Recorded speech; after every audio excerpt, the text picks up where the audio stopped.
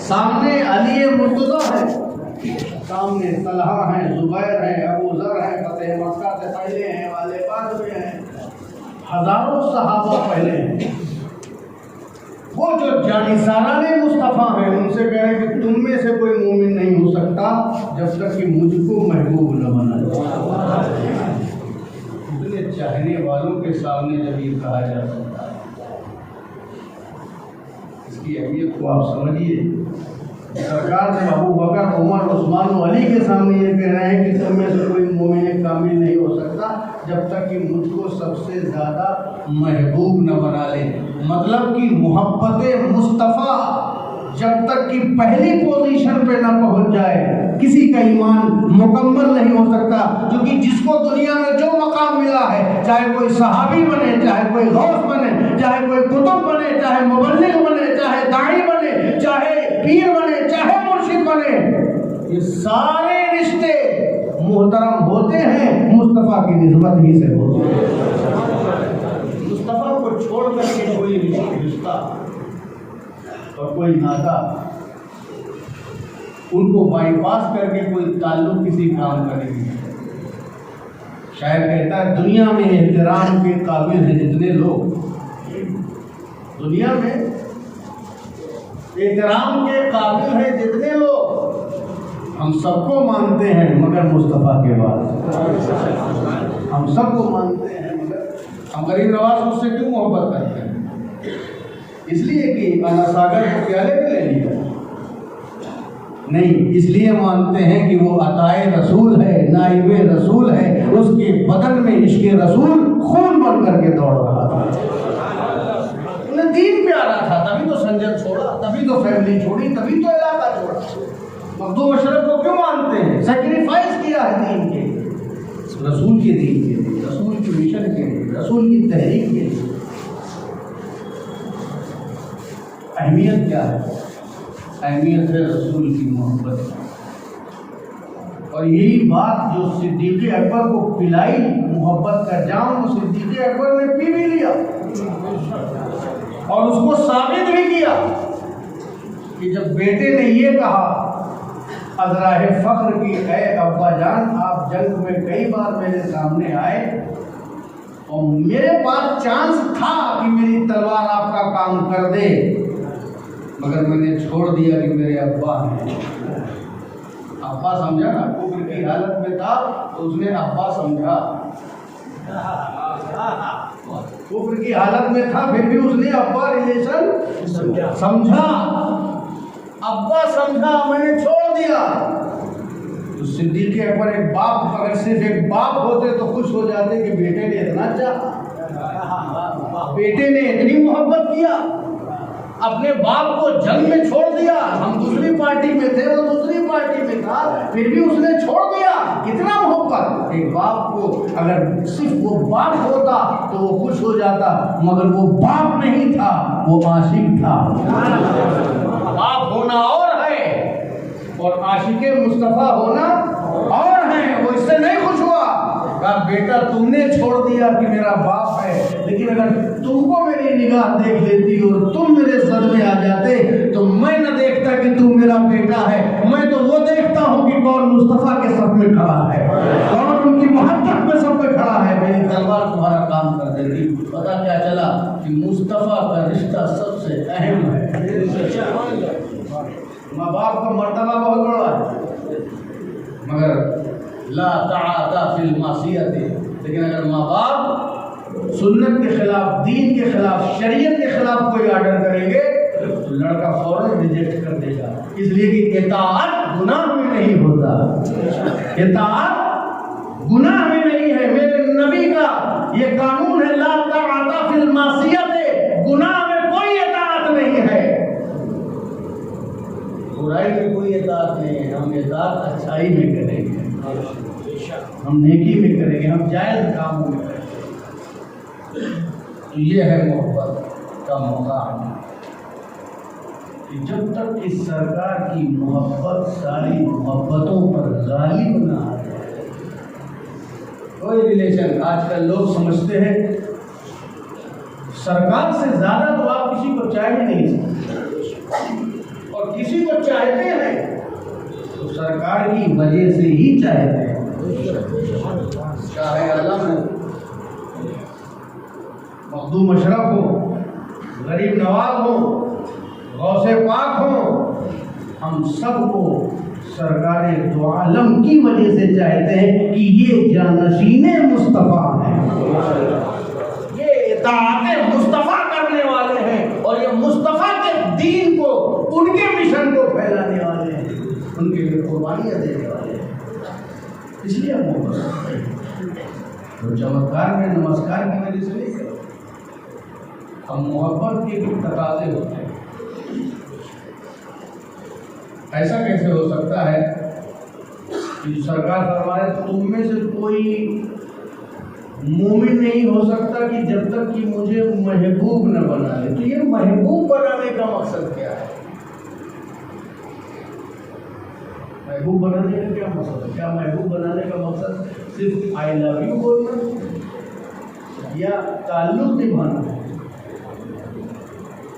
صرف کہنا کہ میں پیار کرتا ہوں، لبیک یا رسول اللہ، سلطن سے جدا، یہ بولنا یا سرکار کی بولی ہوئی بات پر عمل کرنا یا ان کی شریعت پر مکمل چلنا؟ محبوب بنانے کا مطلب یہ نہیں ہے کہ سرکار کو غزل کی طرح استعمال کرو، لفظوں میں حسن و جمال کی تعریف کر کے نہیں، یہ کسی اور دنیا کے مجازی محبوب کی تعریف کرنا۔ سرکار کو محبوب بننے کا مطلب یہ ہے کہ ان کے عمل سے بڑھ کر کسی کا عمل نہ سمجھا جائے، ان کے ارشاد سے بڑھ کر کے کسی کا ارشاد نہ سمجھا جائے، ان کے کردار کا سمجھ کے کوئی کردار نہ سمجھا جائے۔ مصطفیٰ کے کردار پر عمل کرنے کے بعد کسی کے کردار کی ضرورت نہیں ہوتی۔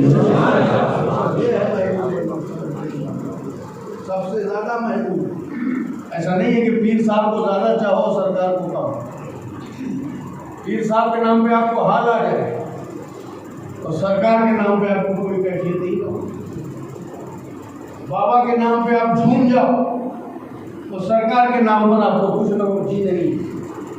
آپ کے اندر عشق اور محبت سب کچھ سرکار کا ہونا چاہیے، اور جس سے ہے وہ سرکار کی وجہ سے ہی ہونا چاہیے، اور اس لیے کہ وہ سرکار کی نسبت ہے۔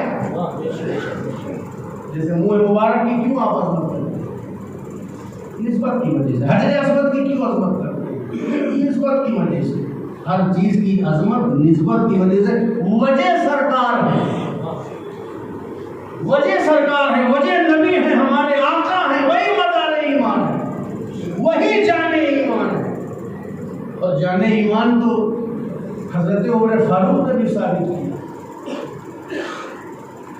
سچے لوگ تھے حضرت عمر فاروق۔ آج کے قصیدہ خواہ کی طرح نہیں تھی کہ دل میں کچھ اور ہے، زبان میں کچھ اور ہے، صرف فارمیلٹی ہے۔ وہ جو تھا وہ کہہ دیا، اپنی محبت کی کیفیت بیان کرتے، سچے تھے نا، جو ہو وہ سچ بولو، سچے تھے، کہہ دیا کہ یا رسول اللہ ہم آپ کو سب سے زیادہ چاہتے ہیں، اپنی جان کے بعد آپ سب کو سب سے زیادہ مانتے ہیں۔ آج کے ماننے والے تو پہلے ہی راؤنڈ میں بول دیتے گا، تم بولو تو تمہارے اوپر جان قربان ہے۔ ہم ہی لوگوں سے لوگ کہہ دیتے حضرت بولو تمہارے اوپر تو جان قربان ہے، یا اللہ، اور پہلے ہی راؤنڈ میں جان قربان کرنے کی بات۔ حضرت عمر نے کیا سچی بات کہی کہ اپنی جان کے بعد چاہے کوئی رشتہ ہو، کوئی ناطہ ہو، کوئی تعلق ہو، سب سے زیادہ یا رسول اللہ ہمیں آپ سے محبت ہے۔ میرے نبی نے کیا کہا کہ عمر ابھی تمہارا ایمان مکمل نہیں ہوا۔ اللہ، عمر جیسے کو یہ کہہ رہے ہیں، عمر ابھی تمہارا ایمان مکمل نہیں ہوا۔ حضرت عمر کو تو چٹھی پٹھی گم ہو گئی، فوراً اس کیفیت میں بدل گیا، اللہ کا فیض جاری ہو گیا، فیضان مصطفیٰ جاری ہو گیا، ان کا سینہ کھل گیا، اور اپنے اندر انہوں نے کیفیت محسوس کی، کہا یا رسول اللہ اب میرے دل کی حالت ہے کہ میں اپنی جان سے بھی زیادہ آپ کو محبت کرتا ہوں۔ کہا عمر اب تم کو مجھے کامل ہو گئے۔ یہ ہے ترازو، یہ ہے میزان، سرکار سے بڑھ کر کسی، سرکار کی شریعت سے بڑھ کر کسی، سرکار کی شریعت کے لیے کہ اس کے قانون کے لیے، اس کی فقہ کے لیے اگر کوئی تلخ بات بھی کرتا ہے تو فائدہ نقصان کے بغیر اس کو کرنا چاہیے، क्योंकि सबको हिसाब किताब देना है, जवाब देना है। हम दुनिया में किसी को राजी करने नहीं आए हैं, हम अपने मौला को राजी करने आए हैं। हम दुनिया में किसी संगठन, किसी तंजीम, किसी इमाम, किसी मस्जिद, किसी कमेटी को जवाब दे नहीं हैं, हम खुदा को जवाब दे हैं। मुत्तकी वही होता है जो अपने हाजिर और नाजिर में अल्लाह को जवाब दे होता है। समझ गए आप? इसलिए दोस्तों अजीजों, हमें रसूल की मोहब्बत का गलबा अपने दिलों में होना चाहिए। और गलबे का तकाज़ा ये है कि रसूल का एक अमल, जिसे बुजुर्गों ने किया है, एक हल्की से हल्की सुन्नत पर अमल किया है, एक अमल को इतनी अहमियत देना है। और जो अहम है तो फिर उसकी और अहमियत क्या है। और तमाम अहम चीज़ों में सबसे अहम चीज़ नमाज है। सबसे अहम चीज़ नमाज अफजलुल इबादत है। सबसे पहला क्वेश्चन जिसके बारे में होगा वो नमाज है। ये पहले क्वेश्चन से ही पता चलता है कि नमाज सबसे अफजल है। जाते ही जिस बुनियाद पर आगे आपका आगे दूसरा मामला देखा जाएगा, पहले नमाज में पास हो कि नहीं पास हो। अव्वली कुर्सी से नमाज हो, सबसे पहले नमाज के बारे में क्वेश्चन होगा। इसके बारे में कि जुमा में आते हैं थे कि नहीं, जुमा पढ़ते थे, ये क्वेश्चन नहीं होगा। पांचों वक्त पढ़ते थे कि नहीं, फराइद और वाजिबात और मुअक्किदात यकीनन आप अदा करते थे कि नहीं। नमाज सबसे बड़ी इबादत। और मोहब्बत क्या कहते हैं? मेरी मोहब्बत ये कि मैं ऐसा काम करूं कि मेरी माँ की और मेरे बाप की आंखें ठंडी हो जाए, उनके अरमान पूरे करें, उनके साथ उसने सलूक करें, उनके जायज़ मुतालबात को पूरे करें। हमारे माँ बाप की आंखें ठंडी हो जाएंगी। क्योंकि जब बेटा तरक्की करता है तो माँ बाप की आंखें ठंडी हो जाती है। जब घर वाले बच्चियों की शादी से सेटिस्फाई हो जाते हैं, उनकी आंखें ठंडी हो जाती हैं। पता चला कि एक चाहे बेटा हो चाहे बेटी, उसकी तरक्की से माँ बाप की आंखें ठंडी होती हैं। तो मेरे नबी तो उम्मतियों पर अपने बच्चों से ज्यादा मेहरबान है। तो मेरे नबी की आंखें से ठंडी होती है तो नबी बताते हैं नमाज में ही मेरी आंखों में ठंडक है। नमाज की वजह से मेरी आंखों में ठंडक है। तो मोमिन जब नमाज पढ़ता है तो रसूल की आंखों की ठंडक पहुंचती है। और आंखों में ठंडक कब होती है? जब बेटे तरक्की करते हैं। पता चला ये जो नमाजी सजदे में गया है, मुस्तफा की आंखें ठंडी हो रही है। पता चला वो झुका तो खुदा की बारगाह में है, लेकिन उठा कायनात में है। ये उसकी तरक्की है। अपने उम्मती की तरक्की देख करके मेरे रसूल की आंखों की ठंडक आ रही है। उम्मती की तरक्की है। इसी तरक्की ही को, तरक्की के पीक पॉइंट को कहते हैं मेराज।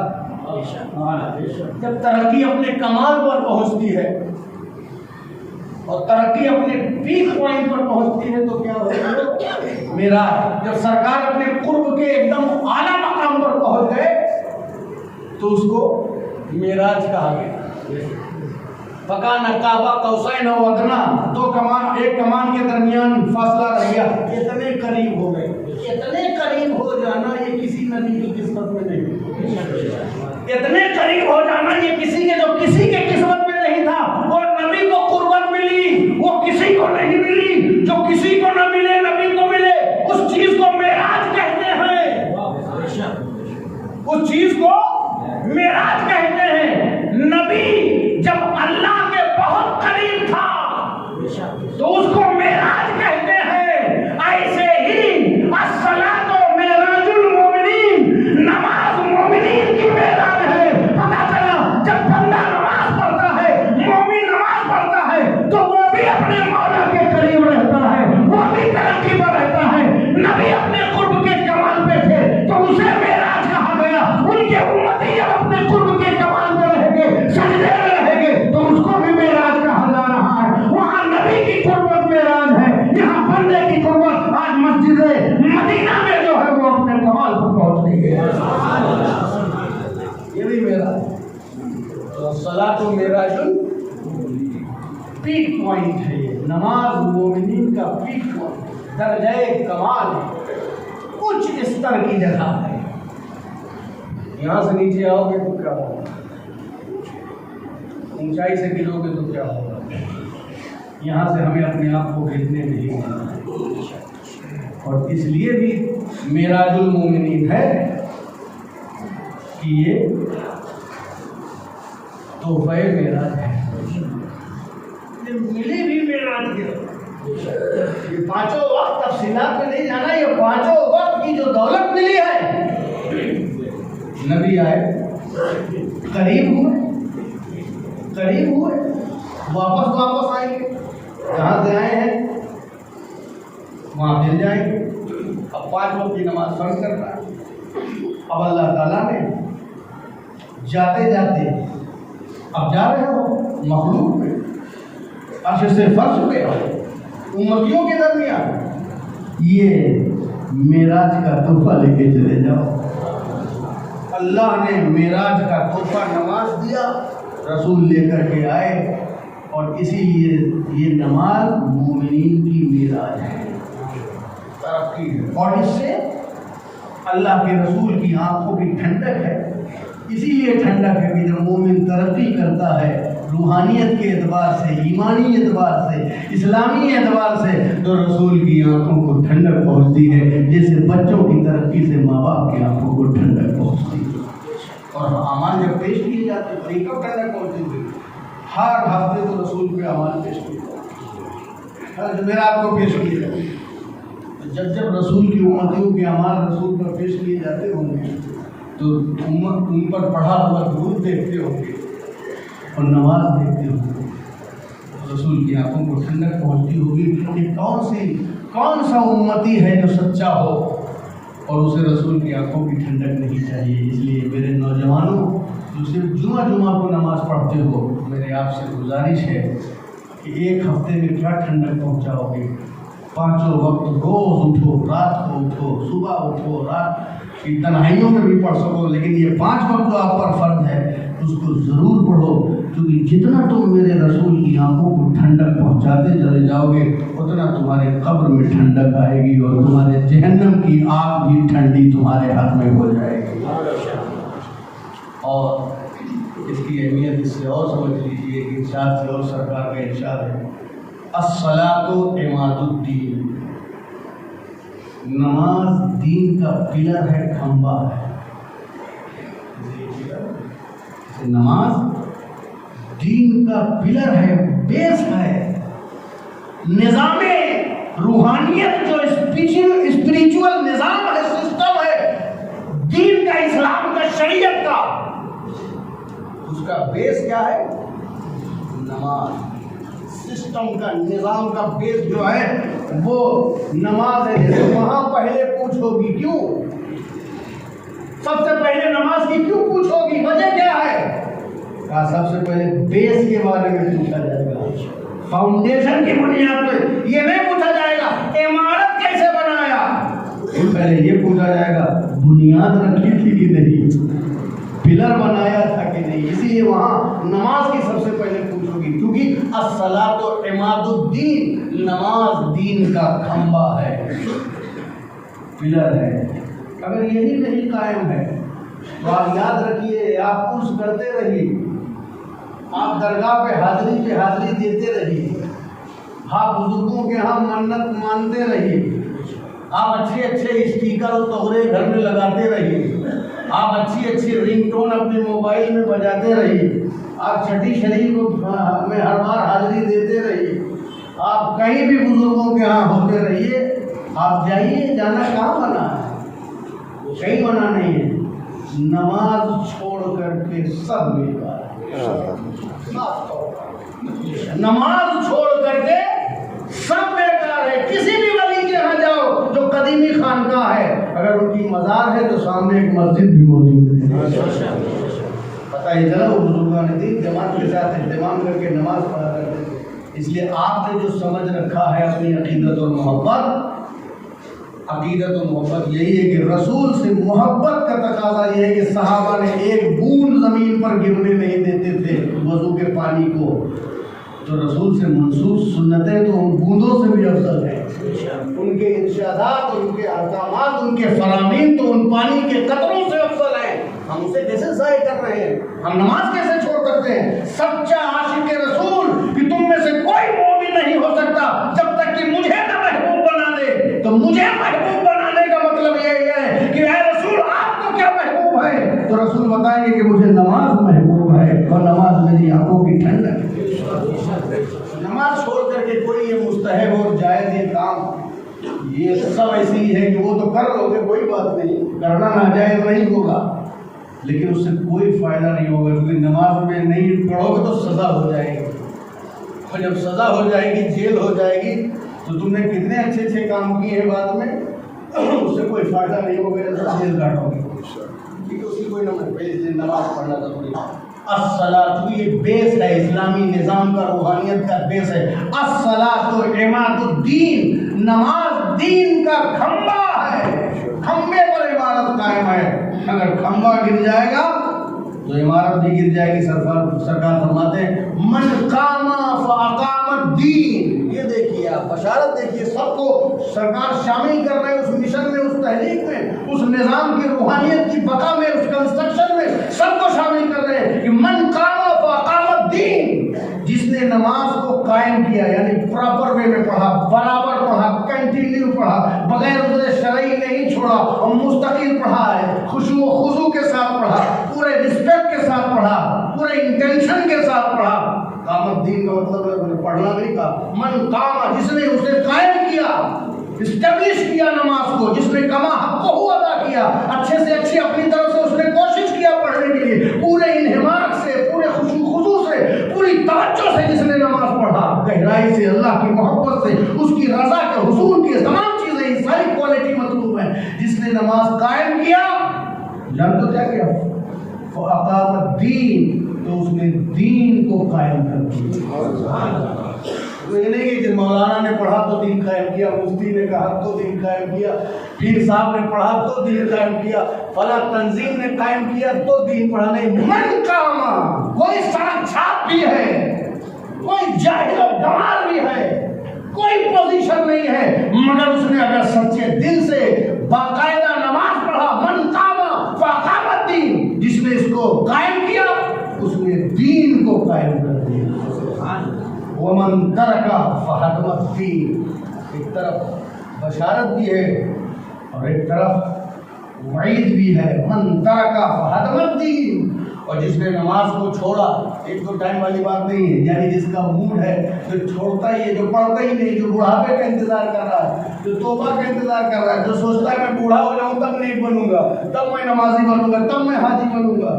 ایسے کچھ لوگ ہوتے ہیں اپنے، ابھی تو انجوائے کرنے کا دور ہے، ابھی تو مزاق مستی کا دور ہے، ابھی تو ادھر ادھر ٹہلنے کا دور ہے، نہیں، من ترک فہدم الدین، اور جس نے اس نماز کو چھوڑا، یعنی اس سے رشتہ نہیں رکھا، کاما کے جواب میں ترکا، اس طرح کاما میں مکمل قیام ہے، اسی طریقے سے جس نے اسے مکمل ترک کر دیا فہدم الدین، تو اس نے دین کے قلعے کو ڈھا دیا۔ بتاؤ، جو نماز چھوڑتے ہیں ہمارے نوجوان خاص کر کے، پانچوں وقت نماز سے غائب رہتے ہیں یا پڑھتے بھی نہیں، کہیں بھی نہیں رہتے، انہوں نے سوچ ہی لیا کہ نماز ہم پہ فرض نہیں ہے، ہمارے ابا اور دادا پہ، کیونکہ وہ بوڑھے ہو گئے ان کے اوپر فرض ہے، تو ایسی سوچ رکھتے ہیں جو نماز سے فہدم الدین، وہ روز دین کے قلعے کو ڈھا رہے ہیں۔ جو قوم اپنے دین کے قلعے کو روز ڈھائے گی، اس قوم کے دین کے قلعے محفوظ رہیں گے۔ پھر کسی مسجد کا شکوہ، پھر کسی حالات کا شکوہ، جب ہم نے اپنے سجدوں سے مسجدوں کو آباد نہیں کیا، اپنے گھروں کو آباد نہیں کیا، سرکار فرماتے اپنے گھر کو قبرستان نہ بناؤ، مطلب یہ کہ وہاں نماز سے آباد کرو۔ ہمارے گھر کی عورتیں فیشن پرستیوں میں مست ہیں، لیکن نماز کا ان کے پاس فرصت نہیں ہے، ایک گھنٹہ میک اپ کا ٹائم ہے لیکن نماز کا ٹائم نہیں ہے، تو گھر ہمارے قبرستان ہو رہے ہیں۔ قبرستان کا مطلب منحوسیت آ رہی ہے، بربادی آ رہی ہے، اختلاف ہے، ڈسپیوٹ ہے، رشتوں میں مزہ نہیں ہے، بھائی بہن کے رشتے، بھائی بھائی کے، باپ بیٹی کے، بیٹے باپ کے، سارے رشتے ختم و خراب ہو رہے ہیں، ہمارا گھر قبرستان ہو رہا ہے۔ کیوں؟ کیونکہ سجدوں سے آباد نہیں ہے۔ تو گھر میں عورتیں سجدوں سے آباد کریں، اور آپ مسجد میں اور جس جگہ موقع ملے آپ نماز پڑھیں، تاکہ جہاں جہاں نماز پڑھیں گے سجدے کی وہ جگہ میدان محشر میں آپ کے لیے گواہی دے گی، وہ چپا گواہی دے گا، زمین کا وہ ٹکڑا گواہی دے گا کہ اس بندے نے ہماری جگہ پر سجدہ کیا تھا۔ میں گواہی، دنیا تو دنیا، زمین تو زمین کے ایک ایک چپا گواہی دے گا۔ سرکار فرماتے ہیں کہ کچھ لوگ آئیں گے میدان محشر میں، ان کے چہرے 14ویں رات کی طرح چمکتے ہوں گے۔ یہ وہ لوگ ہوں گے جو باقاعدہ وضو کر کے اور نماز کی پابندی کرتے ہوں گے، 14ویں رات کی طرح ان کے چہرے چمکتے ہوں گے۔ اللہ رب العزت کی بارگاہ میں دعا ہے کہ اللہ ہم کو رسول سے سب سے زیادہ محبت کرنے کی توفیق عطا فرمائے۔ اور سب سے زیادہ محبت کا مطلب یہ ہے کہ ایک طرف بالی ووڈ ہالی ووڈ کا فیشن ہے اور دنیا کا فیشن ہے، طرز زندگی ہے، اور ایک طرف رسول کا اسوہ حسنہ ہے۔ اب جو رسول سے سب سے زیادہ محبت کرے گا وہی سمجھ لو مومن کامل ہوگا۔ وآخر دعوانا الحمدللہ۔